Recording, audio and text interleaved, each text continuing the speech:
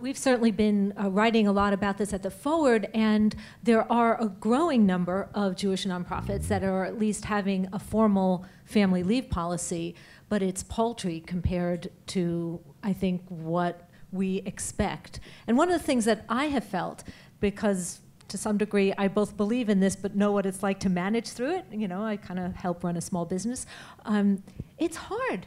It's hard to do it. I mean, I'm all in favor of people taking maternity and paternity leave, except I don't have enough money to replace them, and so we just sort of have to absorb the work and do it ourselves. And this is where, at least I think, there has to be a role for government. Well, here's the dilemma that I've been thinking about lately. So we all want to be Swedish, right? Like we all want to move to Sweden. For many reasons. Even more than we want to be Canadian. I actually also lived in Sweden. That is actually not a joke. I know, but none of us are blonde, really. None of us, I know, because we're Jewish, we totally can't be Swedish, but we want to be Swedish. Actually, there are Jews in Sweden, but that's, again, we'll talk about that later.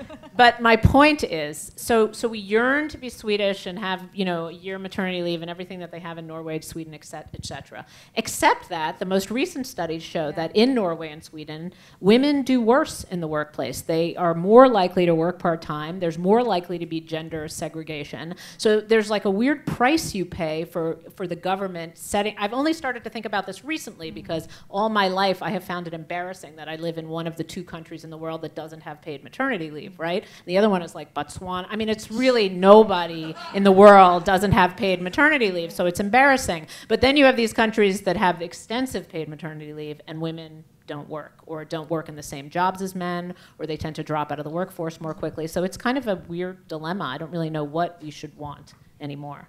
I've stopped wanting to be Swedish.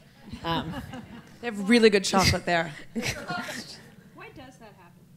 Why does that happen? I think it's because it kind of reinforces this notion, this gender split, that it is the woman's job. So until you get to the next level, which is enforcing paternity leave, or like France actually worries about childcare more than they worry. So until you actually do it in a gender neutral way, as opposed to, you know, you're like a criminal if you don't breastfeed for a year in Norway. I mean, here it's bad enough, but there it just reinforces this culture of extreme motherhood. I think that's what happens. And so the gender segregations become more stark rather than less stark.